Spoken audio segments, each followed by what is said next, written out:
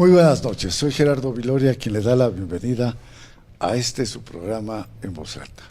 Esta noche contamos en el estudio con la presencia del licenciado René Óscar Ortega Marín. Él es licenciado en Derecho por la Universidad Tecnológica de México y estaremos hablando fundamentalmente sobre la temática indígena y agraria en nuestro país. A mi muy querido amigo, el licenciado René Óscar Ortega Marín, le doy la más cordial bienvenida. Muchas gracias, mi querido Gerardo, por esta invitación a tu programa tan singular, que además llama mucho la atención porque siempre, no solo la espléndida conducción de ustedes tres, sino los temas que eligen son muy vanguardistas y muchas veces se tienen que hablar en voz alta. Muy bien, bienvenido esta noche, gracias. A tus órdenes y muchas gracias. Y como siempre tengo el honor de contar en este programa con la conducción de mis muy queridos amigos, el ingeniero, a quien yo le llamo el genio, don Rodolfo Camposeco Torres, porque realmente es un hombre genio en la informática y me complace mucho darle la bienvenida, como siempre, esta noche. Muchas gracias, buenas noches, bienvenido, licenciado René. Rodolfo. Y qué decir también de mi muy querido amigo, hermano, el maestro, a quien Ernesto Rodríguez González, a quien yo le denomino emocionalmente hermano y mi gratísimo amigo. Buenas noches, maestro, con 42 años ininterrumpidos en la Facultad de Derecho aquí en la UAM. Buenas noches. Buenas noches, como siempre, mi querido hermano, con mucho gusto en la dirección que llevas en voz alta y tener el personaje ahora a René Óscar. Buenas noches.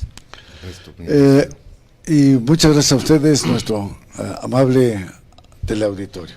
Quiero referir un poco la semblanza, que es muy amplia, del licenciado René Ortega Marín. No digo todo porque nos llevaría todo el programa, pero unas situaciones en el ámbito social y en el ámbito público. Él es actualmente el presidente del Consejo de Desarrollo Agropecuario, Social e Indígena del Estado de México. Ha sido presidente fundador de Migrantes Agrícolas y Técnicos de la República Mexicana. En el ámbito público se ha desempeñado como director general de Administración y Finanzas de la Comisión de Derechos Humanos del Estado de México, así como director de Administración y Finanzas de la Secretaría de Turismo del Estado de México, entre otros muchos.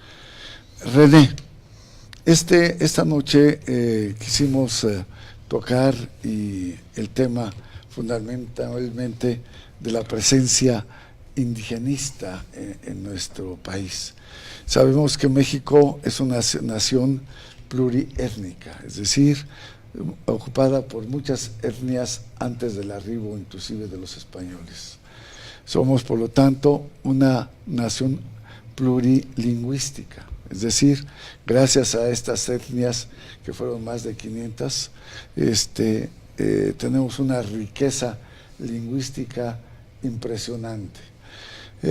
Y somos, por lo tanto, ya con la situación del arribo de los españoles, el arribo también de otras razas como la negra y finalmente la mestiza, entre otras, somos un país eminentemente también pluriétnico. En ese contexto, ¿qué me podrías decir si nuestra Constitución refiere esta circunstancia específica que nos define como mexicanos? Efectivamente, Gerardo, nuestra Constitución lo refiere en su artículo 2, le da una importancia muy relevante, lo maneja en apartado A y en apartado B, siempre defendiendo el esquema de los indígenas. Sin embargo, sí me gustaría comentar que este tipo de legislación, este tipo de regulación es internacional. México ha seguido el ejemplo de muchos otros países. La propia ONU siempre se ha preocupado por tener el tema de los indígenas muy en alto. Tal es el caso que, por ejemplo, las definiciones que maneja la Constitución y la definición que maneja el grupo de trabajo de la ONU es muy similar. La ONU dice: son descendientes de grupos que ya estaban en el territorio del país en el momento de arribo de otros grupos con culturas o orígenes étnicos diferentes. Nuestra Constitución señala aquellos que descienden de poblaciones que habitaban el territorio actual del país al iniciarse la colonización, como bien comentabas, y que conservan sus propias instituciones sociales, económicas, culturales y políticas, o parte de ellas, porque no siempre es al 100%, pero sí la siguen conservando muchos de ellos. Sí. En ese contexto, también hay una ley que regula, es decir, que define fundamentalmente la protección a estos grupos étnicos, ¿no? Es correcto. Yo no llamaría una ley, yo llamaría varios ordenamientos, porque no hay que olvidar que la Constitución exige que se generen leyes secundarias alrededor de este artículo, y cada estado tiene la obligación, pero también la libertad, de generar los lineamientos legales que considere para cada una de las etnias que se encuentran en su territorio. Sí, pero hay la Ley Nacional de Lenguas Indígenas que fundamentalmente permite a estos grupos, a estos pobladores originales del territorio nacional, que se preserve su idioma con la misma categoría que se le da al español, es decir, que no se consideren como una lengua secundaria o unas lenguas aleatorias con menor valor cultural que el español. ¿No es cierto? Es correcto. Ya en el ámbito nacional, independientemente de todo lo que hay alrededor a nivel mundial en materia de derechos humanos con relación a los indígenas, la Constitución, vemos que en su artículo 2 es muy específica y le da una gran relevancia, tanto que es el segundo artículo. La ley de la Comisión Nacional para el Desarrollo de los Pueblos Indígenas es federal. De esta ley se desprende que cada estado debe de tener su propia regulación. También está la Ley General de Derechos Lingüísticos de los Pueblos Indígenas, ¿sí?, que defiende no solo la cuestión del idioma de cada uno de estos pueblos, sino también sus tradiciones, que creo que es lo que nos hace como país muy ricos, ¿sí? También ya en cuestiones más territoriales está la Ley de Derechos Culturales Indígenas del Estado de México, ya dentro de nuestra entidad, ¿sí? También existe la ley que crea el organismo público descentralizado denominado Consejo Estatal para el Desarrollo Integral de los Pueblos Indígenas del Estado de México. Repito, la Constitución le da oportunidad a cada una de las entidades federativas. Hay estados que tienen una ley, hay otros estados que llegan a tener hasta 4 leyes, ¿sí?, siempre obedeciendo a los lineamientos internacionales. Hay convenios que se van actualizando, y parece mentira, pero muy rápidamente a nivel internacional, que como México ya pertenece a este esquema, debe de seguir, y debe de seguirlos muy de cerca, porque son lineamientos que ya obedecen inclusive a un tipo de juicio internacional, ¿sí? Independientemente de la autonomía que tenemos en el aspecto de nuestras leyes, ya existe una Corte Interamericana.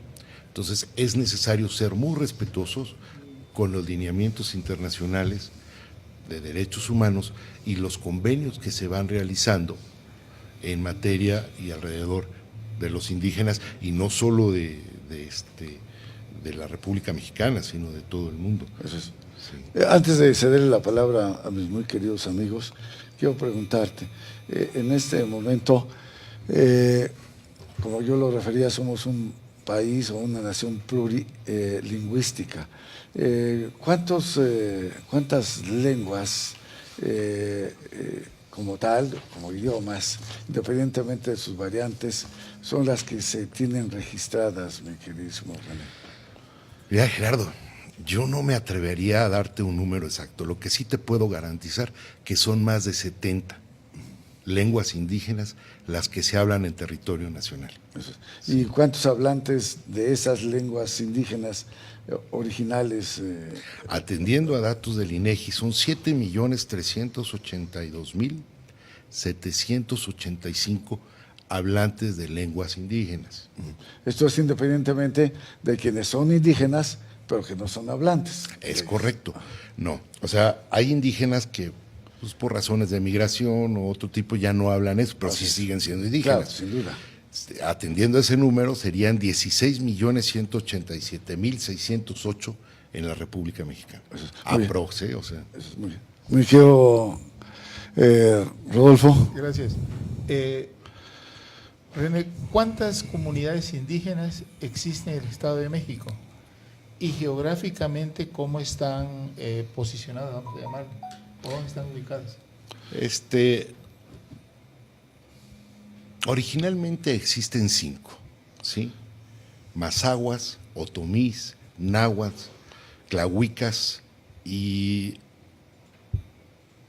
hay mixtos, o sea, en cuanto a la lengua y en cuanto a culturas.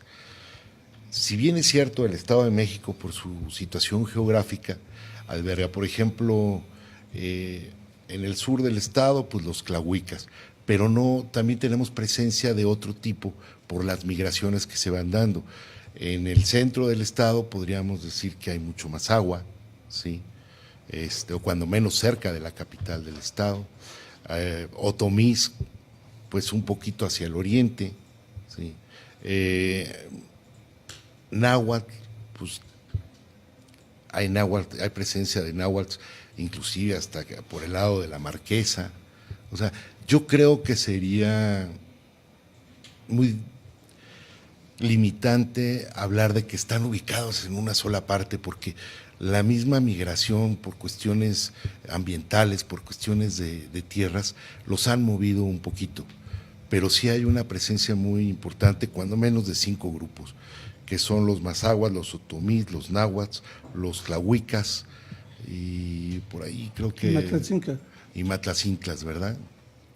Sí, o sea, sí, esos 5 grupos creo que son los más, sin dejar fuera los mixtos, pero son los importantes en el estado. ¿Cuáles son los mixtos? Los mixtos son los que se conforman, por ejemplo, muchas veces en zonas rurales o ya semirurales, se acercan por la cuestión de trabajo o por aprender algún oficio o algo, diferentes grupos. Cada uno conserva sus relaciones, sus tradiciones, pero la relación entre ellos, por la forma de interactuar, ya en un esquema geográfico diferente, hace que se amalgame, respetando cada uno siempre o tratando de cambiar un poco sus costumbres para que en los pueblos sean ya más semejantes. El Estado tiene la fortuna que tenemos muchos pueblos, inclusive aquí alrededor de la capital, y seguido oímos cohetes y seguido oímos fiestas, y siempre hay fiestas, ¿sí? Y siempre es la interacción de estos grupos mixtos, que aunque hablen diferentes lenguas, se van amalgamando porque al principio estaban afuera de las ciudades, ¿sí? Ahora ya son parte de las ciudades, pero no siguen olvidando sus costumbres ni sus tradiciones, las van amalgamando, que es lo interesante, con otros pueblos indígenas. Se van interrelacionando. Se van interrelacionando, se da ya ahí una mezcla inclusive de los propios idiomas, de las propias costumbres, pero siempre en un ámbito de fiesta. Sí, por ejemplo, si ustedes me permiten, en el oriente de nuestra entidad, que es fundamentalmente Ciudad Nezahualcóyotl, ahí tenemos no presencia, curiosamente, de un grupo étnico propio del Estado de México, sino de migrantes, que son en su gran mayoría los mixtecos o los zapotecos del Estado de Oaxaca. Y ahí ellos, obviamente, no hay una zona que diga esta es la zona mixteca o la zona zapoteca, sino en esa interrelación, como tú bien llamas, de amalgamiento, bueno, suman todas sus tradiciones unos con otros y hacen una riqueza pluricultural extraordinaria. Sí, sí, sí, inclusive heroica. Ahorita señalaste en Netzahualcóyotl, y es un factor también, por ejemplo, de migración muy interesante, porque no hay que olvidar que en la invasión francesa, la intervención de los Apacuautlas, que ya propiamente pertenecen a Puebla, fue fundamental para la defensa del territorio. Sin duda. Fue fundamental. Y por este lado también, por ejemplo, las costumbres purépechas. También. Colindamos con Michoacán y estamos obligados a compartir cierto territorio. Y con Guerrero. Y con Guerrero. Que son los amuzgos también. Sí, o sea, realmente el Estado de México es muy rico. Sí tiene una presencia principal de algunos grupos étnicos, pero no hay que limitarnos. Yo creo que es más grande que eso. ¿Qué querías, mi querido hermano? Sí, Ernesto. me parece que la opinión de René Óscar es correcta en el sentido de su punto de vista, porque recordemos que el derecho tiene ciertas particularidades. El derecho tiene que ver mucho con la hermenéutica y la axiología jurídica, ¿sí? Y también con la jerarquización de las normas. Nuestra Constitución es la que rige todo el sistema federal nuestro, de la ciudad, de todo el país, y también respeta los tratados internacionales. Y los tratados internacionales se ponen al nivel de las normas constitucionales. Es correcto, pero no olvidemos que fundamentalmente la Constitución es nuestro sistema jurídico. Y como sistema jurídico constitucional, aunque esté al igual que las normas de tratados internacionales, prevalece principalmente la propia Constitución, porque ningún tratado internacional puede ir en contra de los principios fundamentales y filosóficos de la propia Constitución. Entonces, sí es correcto lo que menciona, pero lo más importante de aquí, que nuestra Constitución establece cosas muy específicas en relación a las comunidades y pueblos indígenas. Lo mencionas correctamente, es el artículo 2 de la propia Constitución, pero recordemos que aquí hay que ver la sistemática jurídica. Y la sistemática jurídica es ver toda la relación que existe con las normas constitucionales, las normas reglamentarias de la propia Constitución, las normas secundarias y específicamente sobre los pueblos y comunidades indígenas. Aquí el artículo 1 nos dice, y no vamos a meternos a más profundidad, todos somos iguales, hay igualdad, todos tenemos derechos. Y cuando dice todos, todos, naturales, no naturales, indígenas, los que viven aquí, todos tenemos los derechos. Y el artículo 2 establece, lo que tú también has mencionado, mi querido hermano, sobre las lenguas naturales, que son bastantes, yo sé que son aproximadamente 68 en el país, aproximadamente, y esas lenguas ya están al igual que el español, totalmente de acuerdo. Pero la Constitución tiene cosas importantísimas. En el artículo 2, muy bien lo dices, cómo son su cultura, sus costumbres, sus usos las tradiciones, sí. Pero la propia Constitución establece que debe ser en lo interno, en la propia comunidad o pueblo indígena, principalmente se conoce por lo pluricultural, y tienen que hablar su lengua para poderlos identificar de alguna manera. Y otra cosa muy importante es la permanencia, estar asentados debidamente ahí. Pero hay otro aspecto importante y está en el artículo 2 también. En la parte hay incisos, inciso A y B. En el A, fracción octava, quiero comentar esto porque es muy importante. En el inciso A, fracción octava, nos dice en el penúltimo párrafo que los pueblos y comunidades indígenas son entidades de interés público. Y como entidad de interés público se les va a respetar todo lo que tengan en lo interno, su economía, sus costumbres, sus usos, su forma de elegirse, todo se les va a respetar, siempre y cuando no vaya en contra de lo que establece la propia Constitución. No pueden ir ellos más lejos de lo que establece la Constitución. Eso es. Cuando tú te refieres a esto, y lo pregunto también obviamente a nuestro invitado, son los usos y costumbres, pero dentro de su entorno, dentro de su propia comunidad, ¿no? Es decir, estos usos y costumbres no los puedes conllevar a la sociedad en general, sino simplemente en el contexto de ubicación, de permanencia originaria de ellos, ¿no? Totalmente de acuerdo. Aquí hay un tema que en lo particular me llama muchísimo la atención por lo siguiente. Últimamente, bueno, no últimamente, ya hablamos de décadas, a la mujer se le ha dado un lugar especial y hay que decirlo en voz alta. En las comunidades indígenas no siempre la mujer tiene el lugar que representa.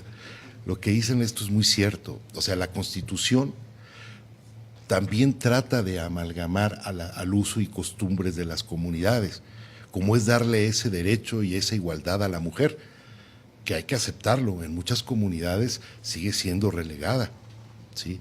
Son temas un poco complicados, pero bien dice Ernesto, o sea, la Constitución tiene que ser respetuosa y en lo interno se tiene que ir amalgamando esa situación para darle el lugar que la mujer merece, no solo en el ámbito nacional, sino también en ese ámbito local, en esos ámbitos locales que universalmente se han impulsado para que se respeten, ¿no? Sí, coincido plenamente.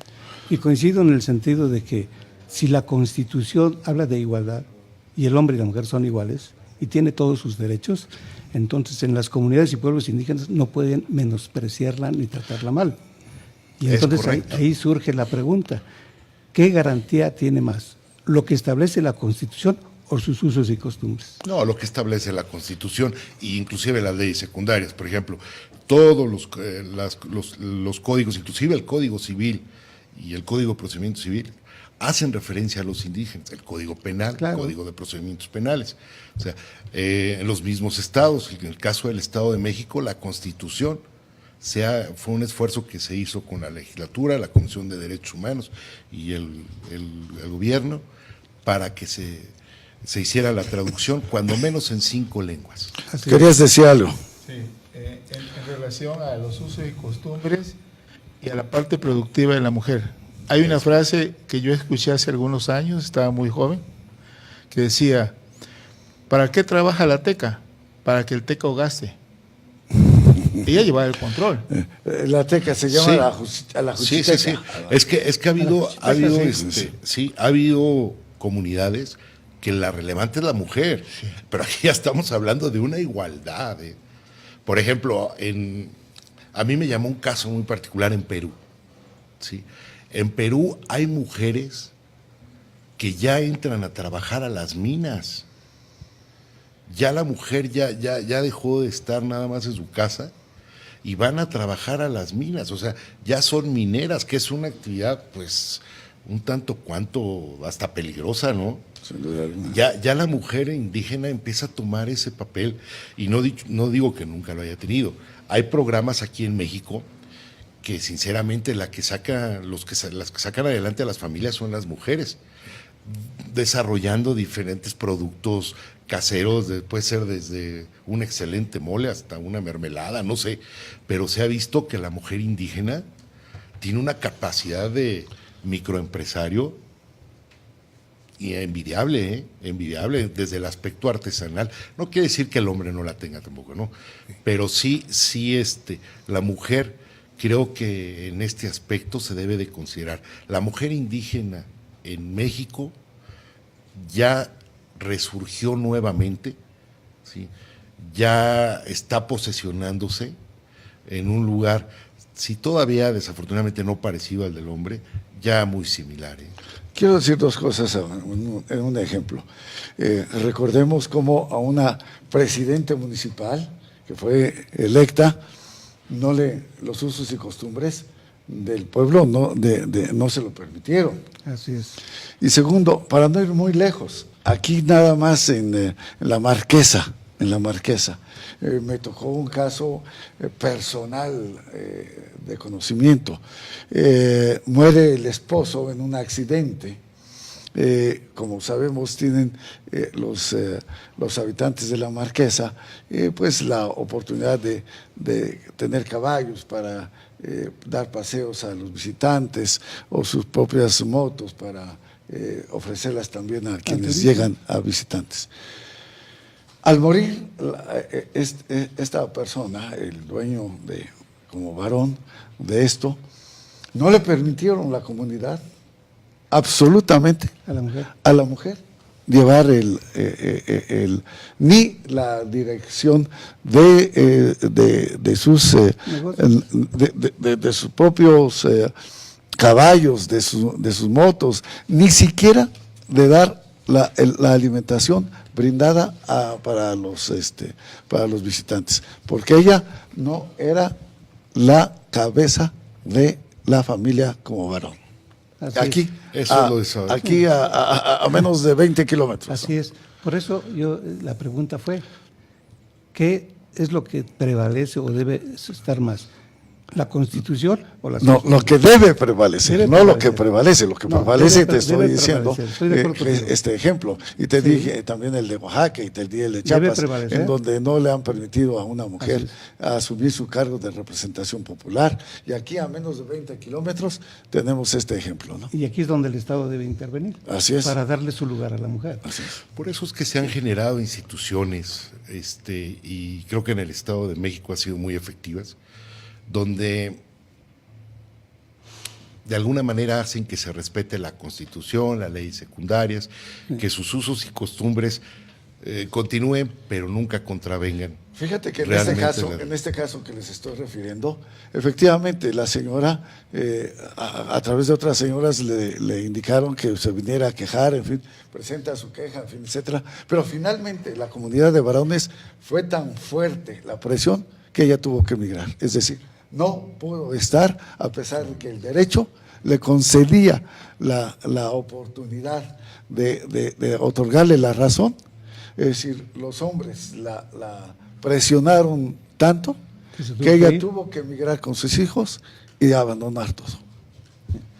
Yo creo que aquí lo importante, la propia Constitución también lo tiene, porque la Constitución Política del Estado de México es la que debe establecer, y lo dice en su artículo 10. Pero es un deber ser, pero no es en la realidad. Pero tú querías decir algo. No, esas son mafias del poder, diría Chávez, ¿no? Esas que impiden evolución. Sí, esto es lo grave, ¿no? Sí. Es decir, una cosa es el ser y otra vez el deber ser. Totalmente de acuerdo. Entonces, habrá que buscar la forma de regular esa situación. Claro. Hay un tratado internacional que a mí me llama mucho la atención. Es el Convenio sobre Pueblos Indígenas y Tribales en los países independientes. La palabra tribales hace referencia a las tribus. Las tribus. Sí. Pero recalca mucho esa situación. Dentro del convenio establece mucho la defensa a la mujer. Estamos en un esquema internacional con este convenio, ¿sí? No hay que olvidar que en otras culturas se es muy estricto con la mujer, digo, sin ser críticos, pero sí yo creo que, como bien dice Ernesto, la igualdad que nos da la Constitución, tanto como seres humanos, como hombre o mujer, afortunadamente en México es muy digna, es muy digna. Yo creo que en la mayoría de los países ya también. Pero sí la mujer indígena sí representa muchas veces la cabeza, el sustento de una familia y no se le reconoce. Muchas veces el esposo, por la cuestión de su oficio, tiene que irse a otros lados, inclusive fuera del país, y la que queda al frente de todo y con todo puede lidiar y lo hace perfectamente bien es la mujer. Sin lugar a dudas, lo vemos fundamentalmente en las comunidades rurales, en donde el hombre migra y fundamentalmente para el norte del país o para el centro del país o bien para fuera del país. Y bueno, uno llega a esas comunidades y no hay varones, es decir, o son ni siquiera adolescentes, y es la mujer la que está al Enfrenta. frente de la familia y logra sacar a estos niños de la mejor manera. ¿Y qué decir cuando fundamentalmente la mujer, cuando fallece el varón y antes mucho más, pero no significa que ahora no, cuántas mujeres han verdaderamente hecho grandes esfuerzos para llevar a sus hijos no tan solo a una instrucción primaria, ni secundaria, ni preparatoria, sino de universidad, y saca a sus hijos, aun cuando fueran 4, 5 o 6, pero los saca avantes. Ese es el gran valor de la mujer en este contexto, ¿no? Y también yo creo Sí, que hay de que acuerdo. reconocerle un poquito a las autoridades, y no un poco, yo creo que un mucho, ¿sí? Porque, por ejemplo, la ley que crea el organismo público descentralizado denominado Consejo Estatal para el Desarrollo Integral de los Pueblos Indígenas es una obligación que tienen constitucional todas las entidades de generar este tipo de organismos, este tipo de instrumentos para facilitar un poco la vida principalmente a las mujeres. Efectivamente, pero eso es ahora con una nueva visión. Recordemos que antes, inclusive, es decir, se enseñó el español, pero indicando que no se enseñara su lengua indígena. Es decir, por eso es que perdimos mucho esta oportunidad de enlace tanto de la lengua original como de la lengua indígena, ¿no? Y que tan solo en ese contexto, cuando se veía esta situación, se hacía que el indígena se sintiera menos si hablaba su propia lengua, ¿no? Estamos casi a punto de terminar. Algo que ustedes quieran referir y obviamente nuestro invitado, porque nos queda escaso 1 minuto y medio. Pues únicamente mencionar que efectivamente el Consejo Estatal para el Desarrollo Integral de los Pueblos Indígenas es muy importante y hay evidencia sobre ello, pero nos llevaría mucho tiempo. Yo creo que sería mejor para otro programa, porque es muy interesante este tema. A mí, si me permiten, quisiera tocar un tema rápidamente, la sustentabilidad. ¿Qué es la sustentabilidad? La sustentabilidad en términos internacionales es que una comunidad sea autosuficiente, que dé empleo y que genere empleo a esa misma comunidad y sea amigable con el ambiente. Y sí puedo decirle que en la mayoría de los casos, nuestras comunidades indígenas cumplen con ese precepto Así es. desde antaño y es un precepto internacional. O sea, sí quiero reconocer a todas nuestras comunidades, porque si bien la definición de sustentabilidad no se ha logrado a un 100%, creo que ellos han puesto el ejemplo, y no solo las comunidades de nuestro país, sino todas las comunidades indígenas. Rodolfo. En relación a lo que comentaban recientemente del Consejo Estatal, ellos tienen un programa, se llama Apadrina un niño indígena. Yo participé en él. Es interesante. Y sí. Todos los servidores públicos que en determinado momento hemos trabajado en el gobierno, tenemos que participar en Apadrina un niño, y es una labor muy bonita, ¿eh? Pues efectivamente, yo aprecio mucho el que hayas estado con nosotros esta noche. El tema queda sobre la mesa, Es muy muy abierto, extenso. muy extenso, y bueno, nos dará la oportunidad para charlar más, y fundamentalmente también en el contexto agrario, entre lo Definitivamente que es que es diferente. las comunidades indígenas, las Sí, comunidades sí, sí. agrarias, en fin, etcétera, ¿no? Pero yo aprecio de verdad la presencia tuya. Gracias, mi querido René. Gracias, mi queridísimo Ernesto. Y muchísimas gracias, queridísimo Rodolfo, por haber estado esta noche con nosotros en esta mesa de análisis en voz alta, ¿sí? Y Gracias, una vez más, Gracias, buenas noches. su amigo Gerardo Viloria, a nuestro teleauditorio, les agradece la oportunidad de habernos recibido o sintonizado. Que tengan la mejor de las noches. Un buen descanso. Gracias.